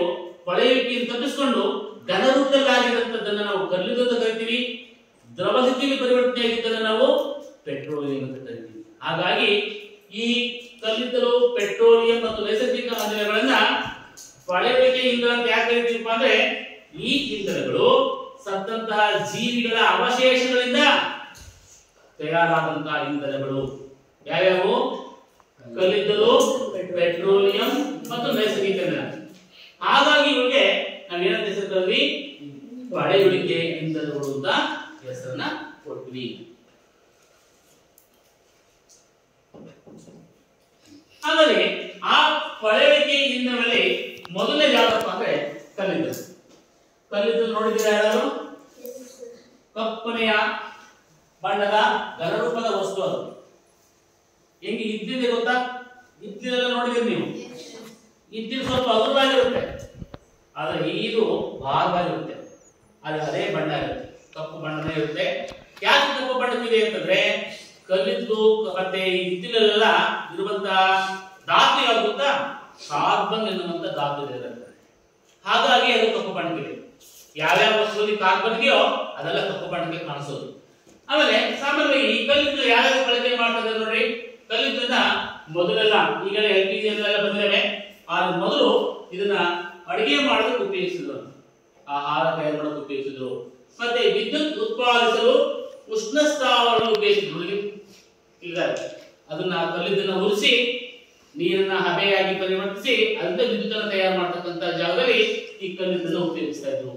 ಮತ್ತೆ ಕಲ್ಲಿದ್ದನ್ನ ಉಗಿ ಬಂಡೆ ಅಂತಿದ್ದು ಗೊತ್ತಾ? ರೈಲ್ವೆ ಇಂಜಿನ್ಗಳು. ಈಗೆಲ್ಲ ರೈಲ್ವೆ ಇಂಜಿನ್ ಏನು ಉಪಯೋಗಿಸ್ತಾರೆ? ಇಂಧನ ವಿದ್ಯುತ್ ಅಥವಾ ಮತ್ತೆ ಎಷ್ಟು ಬಿಟ್ಟು ಅದು ಬಿಟ್ರೆ ಪೆಟ್ರೋಲ್ ಅಲ್ಲ, ಡೀಸೆಲ್ ಉಪಯೋಗಿಸ್ತಾರೆ. ವಿದ್ಯುತ್ ಈಗ ಎಲೆಕ್ಟ್ರಿಕ್ ಟ್ರೈನ್ ಇದಾವೆ. ಯಾವ ಟ್ರೈನ್ ಇದಾವೆ? ಎಲೆಕ್ಟ್ರಿಕ್ ಟ್ರೈನ್ ಇದಾವೆ. ಅದು ಬಿಟ್ಟರೆ ನೆಕ್ಸ್ಟ್ ಡೀಸೆಲ್ ಇಂಜಿನ್ ಟ್ರೈನ್ ಇದಾವೆ. ನೆಕ್ಸ್ಟ್ ಇದನ್ನ ಕೆಲವು ಕಾರ್ಖಾನೆಗಳಲ್ಲಿ ಹಿಂದಿನ ಕಲ್ಲಿದ್ದನ್ನ ಇಂಧನವಾಗಿ ಉಪಯೋಗಿಸ್ತಾ ಇದ್ರು. ಕಲ್ಲಿದ್ದಲು ಉಪಯೋಗ ಏನಾದ್ರು ಗೊತ್ತಿದೆಯಲ್ಲ? ಇಂಧನ, ಅಡುಗೆ ಮನೆಯಲ್ಲಿ ಇಂಧನವಾಗಿ ಉಪಯೋಗಿಸ್ತಾ ಇದ್ರು. ಮತ್ತೆ ಉಷ್ಣ ವಿದ್ಯುತ್ ಸ್ಥಾವರಗಳಲ್ಲಿ ಬಳಕೆ ಮಾಡ್ತಿದ್ರು. ಮತ್ತೆ ಉಗಿ ಯಂತ್ರಗಳಲ್ಲಿ, ಉಗಿ ಬಣ್ಣದಲ್ಲಿ ಬಳಕೆ ಮಾಡ್ತಿದ್ರು. ಮತ್ತೆ ಕಾರ್ಖಾನೆಗಳಲ್ಲಿ ಕೂಡ ಬಳಕೆ ಆಗ್ತಾ ಇತ್ತು. ಇವು ಕಲ್ಲಿದ್ದಲಿನ ಸಾಮಾನ್ಯವಾದಂತಹ ಉಪಯೋಗಗಳು. ಈಗ ನೆಕ್ಸ್ಟ್ ಪ್ರಶ್ನೆ ಬರೋದೇನಪ್ಪ? ಕಲ್ಲಿದ್ದಲು ನಾವು ಎಲ್ಲಿಂದ ಪಡೆಯುತ್ತೇವೆ ಮತ್ತು ಅದು ಹೇಗೆ ಉಂಟಾಗುತ್ತೆ ಅನ್ನುವಂತ ಕಲ್ಲಿದ್ದಲಿನ ಕಥೆಯ ಬಗ್ಗೆ ತಿಳ್ಕೋಬೇಕು ನಾವು. ಕಲ್ಲಿದ್ದು ಹೇಗೆ ರೂಪುಗೊಳ್ತು ಅಂತ. ಹೌ ನೋಡಿ, ಇಂಗ್ಲಿಷ್ ಅಲ್ಲಿ ಕಲ್ಲಿದ್ದು ಏನಂತ ಕರೀತಾರೆ ಗೊತ್ತಾ? ಕೋಲ್ ಅಂತ ಕರಿತೀವಿ. COAL, ಕೋಲ್ ಅಂತ ಕರಿತೀವಿ. ಅದು ಹೇಗೆ ಉಂಟಾಯಿತು? ಕಲ್ಲಿದ್ದಲು ಹೇಗೆ ಉಂಟಾಯಿತು ನೋಡಿ. ಕಲ್ಲಿದ್ದಲು ರೂಪುಗೊಳ್ಳುವ ವಿಧಾನವನ್ನ ಕ್ರಮಬದ್ಧವಾಗಿ ಜೋಡಿಸಿ ಅಂತ ಕೆಲವರಿಗೆ ಘಟನೆಗಳನ್ನು ಕೊಟ್ಟಿದ್ದಾರೆ, ಗಮನಿಸ್ತಾ ಇರಬೇಕು. ಆ ಘಟನೆಯನ್ನ ಸೈಲೆಂಟ್ ಆಗಿ ಓದಿ ಫಸ್ಟ್, ಎಲ್ಲ ಮೌನವಾಗಿ ಆ ಪಾಯಿಂಟ್ಸ್ ಅನ್ನು ನೋಡಿ, ನಂತರ ಆ ಘಟನಾವಳಿಗಳು ಯಾವ ವಾಕ್ಯ ಮೊದಲು ಬರಬೇಕು, ಯಾವ ವಾಕ್ಯ ನಂತರ ಬರಬೇಕು ಅಂತ ಗೊತ್ತಾಗಬೇಕು. ಗೊತ್ತಾದಿರಾ? ಕಲ್ಲಿದ್ದು ಹೇಗೆ ಉಂಟಾಯಿತು ಅಂತ ಒಂದು ಕಥೆ ಇದೆ. ಆ ಕಥೆಯ ವಾಕ್ಯಗಳು 5 ವಾಕ್ಯಗಳಿದಾವೆ. 5 ವಾಕ್ಯಗಳು ಏನಾಗಿದ್ದಾವೆ? ಬೇರೆ ಬೇರೆ ಜಾಗದಲ್ಲಿದ್ದಾವೆ. ಮೊದಲು ಏನಾಗಬೇಕಾಗಿತ್ತು?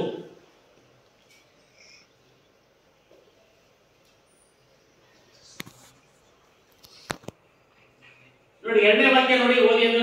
ಯಾರು ಓದಿ? ತಪ್ಪದಂಗೆ ಓದಿ.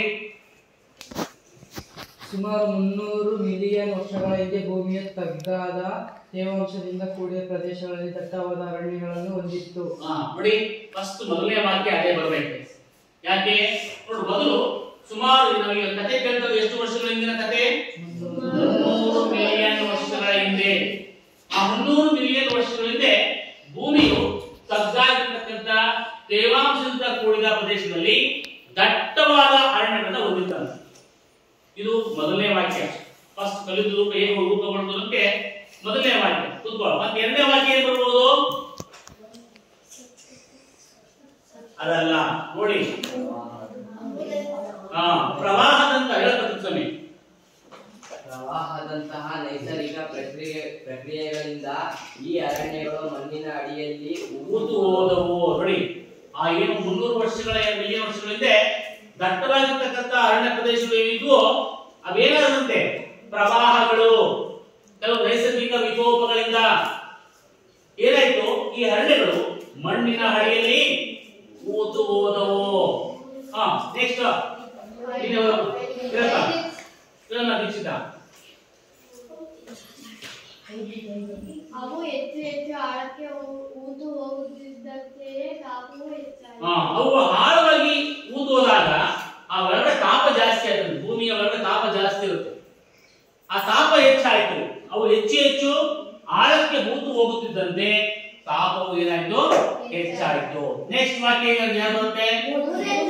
ಹೇಳ್ತಾ ಕೂತ್ಕೊಳ್ಳಿ ಎಲ್ಲ ಹೇಳಿ. ಅವುಗಳ ಮೇಲೆ ಹೆಚ್ಚು ಮಣ್ಣು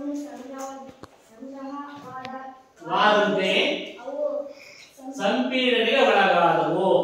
ಅವುಗಳ ಮೇಲೆ ಹೆಚ್ಚು ಮಣ್ಣು ಸಂಗ್ರಹವಾದಂತೆ ಅವು ಸಂಪೀಡನೆಗೆ ಒಳಗಾದವು. ನೋಡಿ ಅಲ್ಲಿ ಏನಾಯ್ತು ಅಂತಂದ್ರೆ ಅವಳ ಮೇಲೆ ಮಣ್ಣು ಬೀಳ್ತಾನೇ ಹೋಯಿತು. ಅನೇಕ ನೈಸರ್ಗಿಕ ಪ್ರಕ್ರಿಯೆಗಳಿಂದ ಆ ಊದು ಹೋದಂತ ಅರಣ್ಯ ಪ್ರದೇಶಗಳ ಮೇಲೆ ಏನಾಯ್ತು? ಮಣ್ಣು ಬೀಳ್ತಾ ಹೋದಂತೆ ಏನಾಯ್ತು? ಸಂಪೀಡನೆಗೆ ಒಳಗಾಗೋದು ಅಂದ್ರೆ ಅವಳ ದೇಹ ಕುಗ್ಗುತ್ತೆ. ದೊಡ್ಡದಾಗಿರ್ತಕ್ಕಂಥ ಜೀವಿಗಳ ದೇಹ ಉಷ್ಣ ಮತ್ತು ಒತ್ತಡದಿಂದ ಕುಗ್ಗಲ್ಪಡುತ್ತೆ. ಒಳೆಯಲೇ ಕೊಳತೋಗೋದಿಲ್ಲ. ಏನಾಗುತ್ತೆ? ವಸ್ತುಗಳ ದೇಹ ಕುಗ್ಗಲ್ಪಡುತ್ತೆ. ನೆಕ್ಸ್ಟ್ ಕೊನೆಯದಾಗಿ ಯೋಗೇಶ್ ಹೇಳ್ತಾನೆ. ಸತ್ತ ಸಸ್ಯಗಳು ಹೆಚ್ಚಿನ ಒತ್ತಡ ಮತ್ತು ಹೆಚ್ಚಿನ ತಾಪದಲ್ಲಿ ನಿಧಾನವಾಗಿ ಕಲ್ಲಿದ್ದಲು ಪರಿವರ್ತನೆಗೊಂಡವು. ನೋಡಿ ಕೊನೆಗೆ ಏನಾಯ್ತಪ್ಪ? ಈ ಸತ್ತ ಸಸ್ಯಗಳು ಹೆಚ್ಚಿನ ಮತ್ತು ಒತ್ತಡ ಮತ್ತು ತಾಪಗಳಿಂದಾಗಿ ಏನಾಗಿ ಪರಿವರ್ತನೆ ಆಯಿತು? ಕಲ್ಲಿದ್ದಲಾಗಿ ಪರಿವರ್ತನೆ. ಅರ್ಥಾಯ್ತಾ? ಈಗ ಕಲ್ಲಿದ್ದು ಹೇಗೆ ರೂಪುಗೊಳ್ತು ಅನ್ನೋದನ್ನ ಈ ವಿವಿಧ ವಾಕ್ಯಗಳನ್ನ ನಾವು ಓದ್ತಾ ಬಂದ್ವಿ. ನಾನು ಹೇಳಿದ್ರು ಅಷ್ಟೇ, ಸ್ಟಾರ್ಟಿಂಗ್ ಓದ್ಬೇಕು, ಸ್ಪಷ್ಟವಾಗಿ ಓದ್ಬೇಕು. ಮೊದಲನೇ ವಾಕ್ಯ ಯಾವುದು ಅಂತ ಗೊತ್ತಾಯ್ತು, ಎರಡನೇದು ಯಾವುದು ಅಂತ ಗೊತ್ತಾಯ್ತು, ಮೂರನೇದು ಯಾವುದು ಅಂತ ಗೊತ್ತಾಯ್ತು, ನಾಲ್ಕನೇದು ಯಾವುದು ಅಂತ ಗೊತ್ತಾಯ್ತು, ಐದನೇದು ಯಾವುದು ಅಂತ ಗೊತ್ತಾಯ್ತು. ಈಗ ಕ್ರಮವಾಗಿ ಓದ್ಬೇಕು. ಫಸ್ಟ್ ವಾಕ್ಯ ಯಾವಂತಾರೆ? ಓದ್ಕೊಳ್ಳಿ. ಮೊದಲನೇ ಸನ್ನಿವೇಶ ಯಾವುದು? ಏನಾಯ್ತು ಫಸ್ಟ್? ಸುಮಾರು 300 ಮಿಲಿಯನ್ ವರ್ಷಗಳ ಹಿಂದೆ ಭೂಮಿಯು ತಗ್ಗಾದ ತೇವಾಂಶದಿಂದ ಕೂಡಿದ ಪ್ರದೇಶಗಳಲ್ಲಿ ದಟ್ಟವಾದ ಅರಣ್ಯವನ್ನು ಹೊಂದಿತ್ತು. ಹೌದಾ? ಹೇಳ ಧನುಷ್. ಪ್ರವಾಹದಂತಹ ನೈಸರ್ಗಿಕ ಪ್ರಕ್ರಿಯೆಗಳಿಂದ ಈ ಅರಣ್ಯಗಳು ಮಣ್ಣಿನ ಅಡಿಯಲ್ಲಿ ಊತು ಹೋದವು. ನೆಕ್ಸ್ಟ್ ಪರಿಮಳ. ಅವು ಹೆಚ್ಚು ಹೆಚ್ಚು ಆಳಕ್ಕೆ ಊತು ಹೋಗುತ್ತಿದ್ದಂತೆ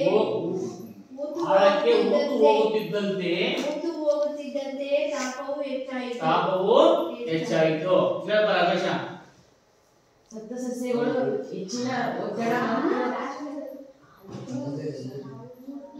ಅವುಗಳ ಮೇಲೆ ಹೆಚ್ಚು ಮಣ್ಣು ಸಂಗ್ರಹವಾದಂತೆ ಅವು ಸಂಪೀಡನೆಗೆ ಒಳಗಾದವು. ಹೇಳದ ಪದ ನೆನ್ಪಿಟ್ಕೊಳ್ಳಲ್ಲ. ಹೇಳಪ್ಪ ಬನ್ನಿಕಾ. ಸತ್ತ ಸಸಿಗಳು ಹೆಚ್ಚಿನ ಒತ್ತಡ ಮತ್ತು ಹೆಚ್ಚಿನ ತಾಪದಲ್ಲಿ ನಿಧಾನವಾಗಿ ಕಲ್ಲಿದ್ದಲಾಗಿ ಪರಿವರ್ತನೆಗೊಂಡವು. ಹೌದಾ? ಟೋಟಲ್ ಯಾರು 2-3 ವಾಕ್ಯ ಹೇಳಕ್ಕಾಗುತ್ತಾ? ಕೂತ್ಕೊಳ್ಳಿ. ಆ ಒಟ್ಟಾರೆ ಕಲ್ಲಿದ್ದು ಹೇಗೆ ಉಂಟಾಯ್ತು ಅಂತ ಇಷ್ಟೆಲ್ಲ ಕತೆ ಕೇಳಿದ ಮೇಲೆ ಸಿಂಪಲ್ ಆಗಿ ಯಾರು ಹೇಳಕ್ಕಾಗುತ್ತಾ? ಕಲ್ಲಿದ್ದು ಹೇಗೆ ಉಂಟಾಯ್ತು ಅಂತ ಅಲ್ಲೆಲ್ಲ ಕತೆ ಹೇಳಿ ವಿಷಯದಂತ. ಮೊದಲು ಏನಾಯ್ತು ಅಂತ ಹೇಳಿದ್ವಿ, ನೆಕ್ಸ್ಟ್ ಏನಾಯ್ತು ಅಂತೆಲ್ಲ ಹೇಳ್ತಾ ಬಂದಿದ್ದೀವಿ. ಈಗ ಟೋಟಲ್ ಈಗ ಕಲ್ಲಿದ್ದು ಹೇಗೆ ಉಂಟಾಯ್ತು ಭೂಮಿಲಿ ಅನ್ನೋದನ್ನ ಅಷ್ಟು ವಾಕ್ಯಗಳನ್ನು ಸೇರಿಸಿ 4-5 ವಾಕ್ಯ ಹೇಳಬೇಕು. ನಾನೀಗ ನೋಡಿ, ಸುಮಾರು 300 ವರ್ಷಗಳ ಹಿಂದೆ ಭೂಮಿಯ ಮೇಲಿದ್ದಂತಹ ದಟ್ಟವಾದಂತಹ ಅರಣ್ಯಗಳು ಭೂಮಿಯಲ್ಲಿ ಆಳವಾದ ಪ್ರದೇಶದಲ್ಲಿ ಊತು ಹೋಗಿ ಭೂಮಿಯ ಅಪಾರವಾದಂತಹ ಒತ್ತಡ ಮತ್ತು ಉಷ್ಣತೆಯಿಂದ ಏನಾಗಿ ಪರಿವರ್ತನೆ ಆಯ್ತು? ಕಲ್ಲಿದ್ದಲಾಗಿ ಪರಿವರ್ತನೆ ಆಯಿತು. ಕಲ್ಲಿದ್ದು ಹೇಗೆ ಉಂಟಾಯಿತು?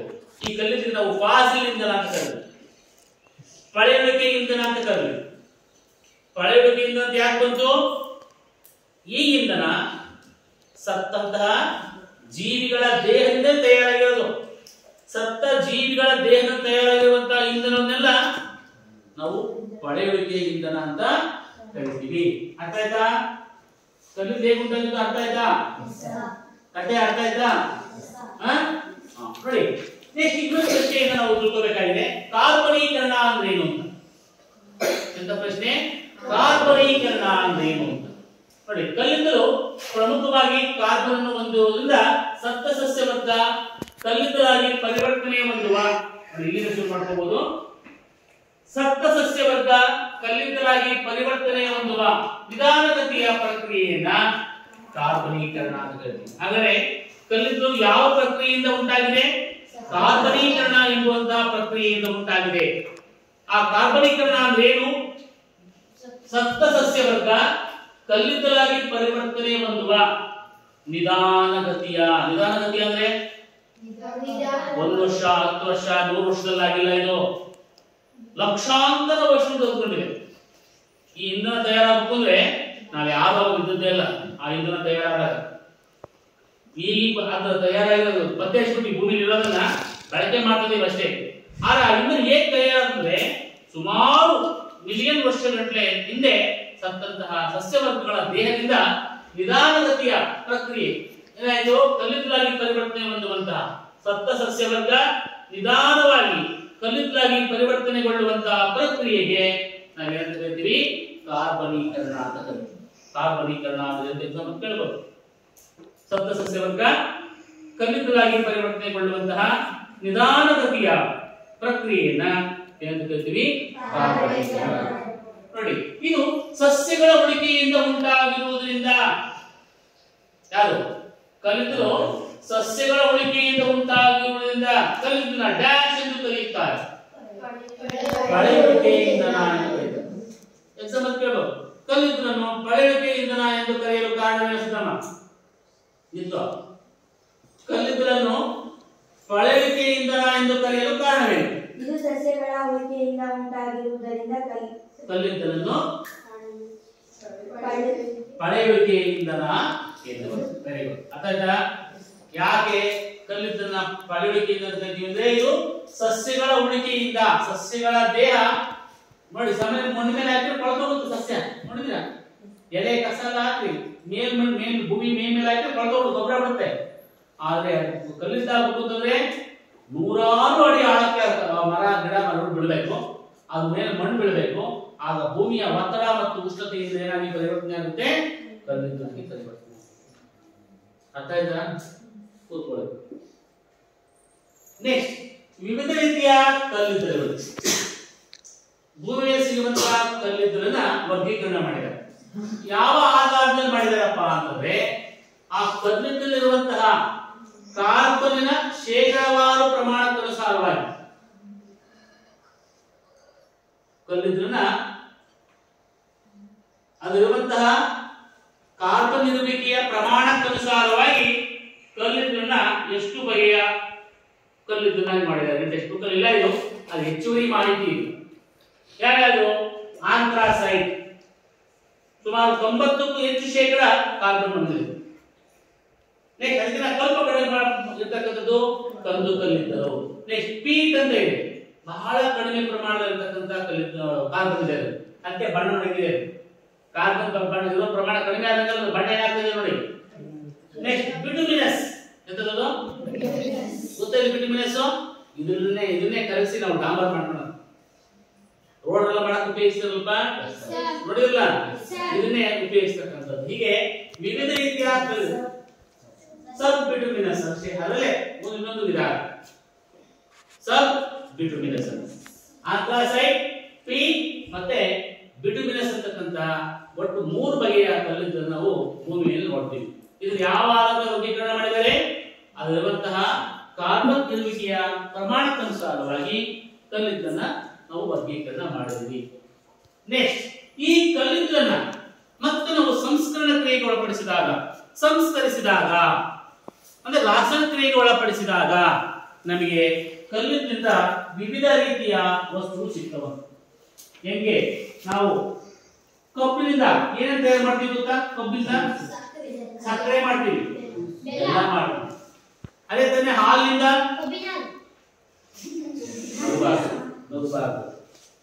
ಹಾಲಿಂದ ಬರೀ ಹಾಲು ಕುಡಿ ಹಾಕಲು ಹಸುವಿಂದ ಪಡೆಯತಕ್ಕಂಥ ಹಾಲು,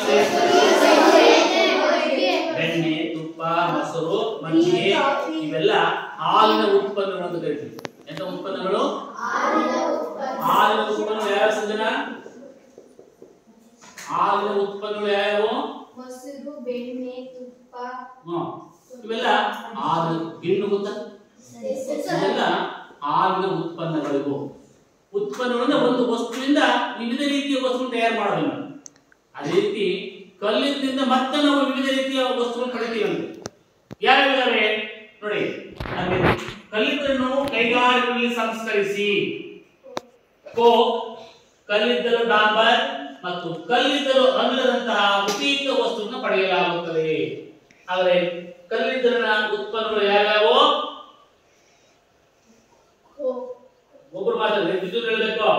ಕಲ್ಲಿದ್ದಲಿನ ಉತ್ಪನ್ನಗಳು ಯಾವ್ಯಾವು? ಅಲ್ಲಿಂದ 3 ಉತ್ಪನ್ನಗಳು ಹೇಳುತ್ತಾ? ಕೋಕ್, ಕಲ್ಲಿದ್ದಲು ಡಾಂಬರ್ ಮತ್ತು ಕಲ್ಲಿದ್ದಲಿನ ಅನಿಲ. ಹೇಗೆ ಹಾಲಿನ ಮೊಸರು, ತುಪ್ಪ, ಬೆಣ್ಣೆ ಹೇಗೆ ಪಡಿತೀವೋ ಹಂಗೆ ಸಿಕ್ಬಿಡ್ತಾವ ಹಾಲಿನ ಉತ್ಪನ್ನಗಳು. ಹಾಲಿನ ಮೊಸರು ಪಡಿಬೇಕು ಅಂದ್ರೆ ಹಾಲನ್ನ ಚೆನ್ನಾಗಿ ಬಿಸಿ ಮಾಡಿ ಅದಕ್ಕೆ ಹುಳಿಯನ್ನ ಹಾಕಬೇಕು. ಮತ್ತೆ ಮೊಸರಿಂದ ಬೆಣ್ಣೆ ಪಡಿಬೇಕು ಅಂದ್ರೆ ಆ ಮೊಸರನ್ನ ಕಡಿಬೇಕು. ಬೆಣ್ಣೆಯಿಂದ ತುಪ್ಪ ಪಡಿಬೇಕು ಅಂದ್ರೆ ಬೆಣ್ಣೆಯನ್ನ ಕಾಯಿಸಬೇಕು. ನೋಡಿ, ಎಲ್ಲ ಪ್ರಕ್ರಿಯೆ ಮಾಡಬೇಕು. ಅದನ್ನ ಸಂಸ್ಕರಣೆ ಮಾಡೋದು ಅಂತ ಕರಿತೀವಿ. ಏನ್ ಮಾಡೋದು? ಸಂಸ್ಕರಣೆ ಮಾಡೋದ್ರಿಂದ ಕಲ್ಲಿದ್ದಲು ಕೂಡ ನಾವು ಸಂಸ್ಕರಿಸಿದಾಗ ಏನ್ ಸಿಗುತ್ತೆ ನಮಗೆ? ಕೋಕ್, ಕಲ್ಲಿದ್ದಲು ಡಾಂಬರ್ ಮತ್ತು ಕಲ್ಲಿದ್ದಲು ಅಲ್ಲದಂತಹ ಉಪಯುಕ್ತ ಉತ್ಪನ್ನಗಳು ನಮಗೆ ಸಿಗ್ತದೆ. ಅದ್ರಲ್ಲಿ ಮೊಟ್ಟ ಮೊದಲು ಯಾವ್ದಪ್ಪ ಅಂದ್ರೆ ಕೋಕ್. ನೋಡಿ, ಕಲ್ಲಿದ್ದಲು ಮತ್ತೆ ಕೋಕ್ ಏನು ವ್ಯತ್ಯಾಸ ಅಂದ್ರೆ ಕಲ್ಲಿದ್ದಲಿನ ಮೇಲ್ಮೇಲೆ ರಂಧ್ರಗಳಿರಲ್ಲ, ಸಣ್ಣ ಸಣ್ಣ ರಂಧ್ರ ಇರ್ತವೆ. ಕೋಕಲ್ಲಿ ಸಣ್ಣ ಸಣ್ಣ ಇದೊಂದು ಕಠಿಣವಾಗಿರ್ತಕ್ಕಂಥ ರಂಧ್ರ ಇರತಕ್ಕಂತಹ ಕಪ್ಪು ಬಣ್ಣದ ವಸ್ತು. ಇದು ಸಾಮಾನ್ಯವಾಗಿ ಕಾರ್ಬನ್ನ ಬಹುತೇಕ ಶುದ್ಧ ರೂಪದ ವಸ್ತು. ಆದರೆ ಈ ಕೋಕ್ ನಲ್ಲಿ ಉಪಯೋಗಿಸ್ತಾರೆ. ನೋಡಿ, ಈ ಕೋಕ್ ಅನ್ನ ಉಕ್ಕಿನ ಉತ್ಪಾದನೆ ಮತ್ತು ಲೋಹಗಳ ಉದ್ಧರಣೆಗಳಲ್ಲಿ ಬಳಕೆ ಮಾಡ್ತಾರೆ. ಕೋಕ್ ನಲ್ಲಿ ಉಪಯೋಗಿಸ್ತಾರೆ ಉಕ್ಕಿನ ಉತ್ಪಾದನೆ. ಉಕ್ಕು ಅಂದ್ರೆ ಕಬ್ಬಿಣದ ಅದರಿಂದ ನಾವು ಉಕ್ಕನ್ನು ಪಡಿತೀವಿ. ಉಕ್ಕನ್ನು ಗೊತ್ತಲ್ಲ, ಸ್ಟೀಲ್ ಅಂತ ಕರಿತೀವಿ. ಆ ಉಕ್ಕನ್ನ ಪಡೆಯೋದಕ್ಕೋಸ್ಕರ ಈ ಕೋಕ್ ಅನ್ನ ಬಳಕೆ ಮಾಡ್ತಾರೆ ಆ ಸಂಕ್ರಿಯೆಯಲ್ಲಿ. ನಂತರ ಲೋಹಗಳ ಉದ್ಧರಣೆಯಲ್ಲಿ, ಲೋಹಗಳ ಉದ್ಧರಣೆ ಅಂದ್ರೆ ಲೋಹಗಳ ಅದರಿಂದ ಲೋಹಗಳನ್ನ ಬೇರ್ಪಡಿಸುವಂತಹ ತಂತ್ರಜ್ಞಾನಕ್ಕೆ ಏನಂತ ಕರಿತೀವಿ? ಲೋಹೋದ್ಧರಣ ಅಂತ ಕರಿತೀವಿ, ಲೋಹದ ಉದ್ಧರಣ ಅಂತ ಕರಿತೀವಿ. ಅಂದ್ರೆ ಕೋಕ್ ನ ರಚನೆ ಹೆಂಗಿದೆ? ಕೋಕ್ ಕಲ್ಲಿದ್ದಲಿಗೆ ವ್ಯತ್ಯಾಸ, ಕಲ್ಲಿದ್ದಲು ಮೇಲ್ಮೇಲೆ ಇರಲ್ಲ, ರಂಧ್ರ ಇರಲ್ಲ. ಆ ಚಿಕ್ಕದಾದಂತಹ ಸಣ್ಣ ಸಣ್ಣ ರಂಧ್ರ ಇರ್ತಕ್ಕಂತ ಕಪ್ಪು ಬಣ್ಣದ ವಸ್ತುವೇ ಯಾವುದು? ಕೋಕ್. ಈ ಕೋಕ್ ನ ಶುದ್ಧ ರೂಪ ಬಹುರೂಪ ಅಂತ ಕರಿತೀವಿ. ನೆಕ್ಸ್ಟ್ ಈ ಕೋಕ್ ನ ಎಲ್ಲಿ ಉಪಯೋಗಿಸ್ತೀವಿ? ಉಕ್ಕಿನ ಉತ್ಪಾದನೆ ಮತ್ತು ಲೋಹಗಳ ಉದ್ಧರಣೆಗೆ ಉಪಯೋಗಿಸ್ತೀವಿ. ನೆಕ್ಸ್ಟ್ ಈ ಕಲ್ಲಿದ್ದಲಿನ ಡಾಂಬರ್. ನೆಕ್ಸ್ಟ್ ಇನ್ನೊಂದು ಉತ್ಪನ್ನ ಯಾವುದು? ಕಲ್ಲಿದ್ದಲಿನ ಡಾಂಬರ್. ಈ ಕಲ್ಲಿದ್ದನ್ನ ನಾವು ಒಂದು ಮುಚ್ಚಿದಂತಹ ಪಾತ್ರೆಯಲ್ಲಿ ಇಟ್ಟು ಕಾಯಿಸಿ ಶುರು ಮಾಡಿದಾಗ ಮೊದಲು ಸಿಗೋದು ಕೋಕ್. ಅದಾದ್ರಿಂದ ಸಿಗೋದು ಯಾರಪ್ಪ ಅಂತಂದ್ರೆ ಯಾವುದು? ಕಲ್ಲಿದ್ದಲಿನ ಡಾಂಬರ್. ಆ ಘನರೂಪದ ಕಲ್ಲಿದ್ದಲನ್ನ ನಾವು ಕಾಯಿಸಿದಾಗ, ಉಷ್ಣಗೊಳಪಡಿಸಿದಾಗ ಅದು ದ್ರವರೂಪ ಪರಿವರ್ತನೆ ಆಗುತ್ತೆ. ಕಪ್ಪು ಬಣ್ಣದ ಒಂದು ದ್ರವರೂಪದ ವಸ್ತುವಾಗಿ ಪರಿವರ್ತನೆ ಆಗುತ್ತೆ. ಅದು ಏನಂತ ಕರಿತೀವಿ ಗೊತ್ತಾ? ಕಲ್ಲಿದ್ದಲಿನ ಡಾಂಬರ್ ಅಂತ ಕರಿತೀವಿ. ಈ ಕಲ್ಲಿದ್ದಲಿನ ಡಾಂಬರ್ ಎಷ್ಟು ವಸ್ತುಗಳಿದಾವೆ ಅಂತ? ಸುಮಾರು 200 ವಸ್ತುಗಳ ಮಿಶ್ರಣ ಅಂತ ಕಲ್ಲಿದ್ದಲಿನ ಡಾಂಬರ್. ಎಷ್ಟು ವಸ್ತುಗಳಂತೆ? 200 ವಸ್ತುಗಳಿದಾವೆ. ನೋಡಿ, ಇದು ಕಲ್ಲಿದ್ದಲನ್ನ ಯಾರು ಉಪಯೋಗಿಸ್ತೀವಿ ಅಂತ? ರಸ್ತೆಗಳ ನಿರ್ಮಾಣ ಉಪಯೋಗ. ಡಾಂಬರ್ ಮಾಡ್ತಾರೆ, ರೋಡ್ ನೋಡಿ, ರೋಡ್ ಮಾಡಲು ಬೇಕಾದಂತಹ ವಸ್ತು. ಅದಾದ ನಂತರ ನೋಡಿ ಇದೆಲ್ಲ ಉಪಯೋಗಿಸ್ತೀವಿ ಅಂತ ಈ ಕಲ್ಲಿದ್ದಲಿನ ವಸ್ತುನ ಪೆಟ್ರೋಲ್ ಉತ್ಪನ್ನವಾಗಿರ್ತಕ್ಕಂಥ ರಸ್ತೆ ನಿರ್ಮಾಣ ಆಯ್ತು. ಕೀಟಗಳ ವಿಕಸಿತವಾಗಿರ್ತಕ್ಕಂಥ ನ್ಯಾಸದಲ್ಲಿನ ಗುಳಿಗೆ ಈಗೆಲ್ಲ ನಮ್ಮ ವಾಶುಗಳು ಹಾಕಿದ್ದಾರೆ. ಗುಳಿಗಳು ನೋಡಿರಲ್ಲ, ಆ ವಾಶು ಮಾಡ್ತಕ್ಕಂಥ ಗುಳಿಗಳನ್ನ ತಯಾರು ಮಾಡೋದಕ್ಕೆ ಈ ಕಲ್ಲಿದ್ದಲಿನ ಡಾಂಬರ್ ಉಪಯೋಗ ಆಗ್ತದೆ. ಅರ್ಥ ಆಗ್ತದಲ್ಲ? ನೆಕ್ಸ್ಟ್ ಕಲ್ಲಿದ್ದಲಿನ ಡಾಂಬರ್ ಮತ್ತು ಉಪಯೋಗಗಳು ಏನಿದೆ ನೋಡಿ. ಕೈಗಾರಿಕೆ ಉಪಯೋಗಿಸತಕ್ಕಂತಹ ಸಂಶ್ಲೇಷಿತ ರಂಗಗಳು, ಬಣ್ಣಗಳ ತಯಾರಿಕೆ ಉಪಯೋಗ ಆಗ್ತದೆ. ಯಾವ್ದು ಉಪಯೋಗ ಆಗುತ್ತೆ? ಬಣ್ಣಗಳ ತಯಾರಿಕೆ, ಮತ್ತೆ ಔಷಧಿಗಳ ತಯಾರಿಕೆ, ಸ್ಫೋಟಕಗಳ ತಯಾರಿಕೆ, ಡೈನಮೈಟ್ ಅಂತ ಕರಿತೀವಲ್ಲ, ಆ ಡೈನಮೈಟ್ ತಯಾರು ಮಾಡೋದಕ್ಕೆ, ಸುವಾಸಕಗಳ ತಯಾರಿಕೆ, ಸೆಂಟ್ ಅಂತ ಕರಿತೀವಲ್ಲ, ಸ್ಪ್ರೇ, ಆ ಸೆಂಟ್ಗಳು, ಮತ್ತೆ ಪ್ಲಾಸ್ಟಿಕ್ ಗಳ ತಯಾರಿಕೆ, ಮತ್ತೆ ಛಾಯಾಗ್ರಹಣ, ಫೋಟೋಗ್ರಫಿ ಮಾಡೋದಕ್ಕೆ ಬೇಕಾಗಿರತಕ್ಕಂತಹ ವಸ್ತುಗಳು, ಹೀಗೆ ಸಾಕಷ್ಟು ವಸ್ತುಗಳನ್ನ ಈ ಡಾಂಬರ್ ತಯಾರು ಮಾಡ್ತಾರೆ. ಅರ್ಥಾಯ್ತಾ? ಇದುವರೆಗೂ ಈ ಕಲ್ಲಿದ್ದಲು ಹೇಗೆ ಉಂಟಾಯಿತು, ಕಲ್ಲಿದ್ದಲಿನ ಉತ್ಪನ್ನಗಳು ಯಾವ್ಯಾವು, ಮತ್ತೆ ಕಲ್ಲಿದ್ದಲಿನ ಉತ್ಪನ್ನಗಳ ಉಪಯೋಗ ಏನು ಅನ್ನೋದನ್ನ ತಿಳ್ಕೊಂಡ್ರಿ. ಮುಂದಿನ ತರಗತಿಯಲ್ಲಿ ಕಲ್ಲಿದ್ದಲಿನ ಹರಳೆ ಉಪಯೋಗಗಳು, ಹಾಗೆ ಕೋಕ್ ನ ಉಪಯೋಗಗಳು, ಮತ್ತೆ ಹಾಗೆ ಕಲ್ಲಿದ್ದಲಿನ ಹರಳದ ಉಪಯೋಗಗಳ ಬಗ್ಗೆ ನಾವು ತಿಳ್ಕೊಳ್ತೀವಿ. ಅರ್ಥ ಆಯ್ತಾ? ಧನ್ಯವಾದ.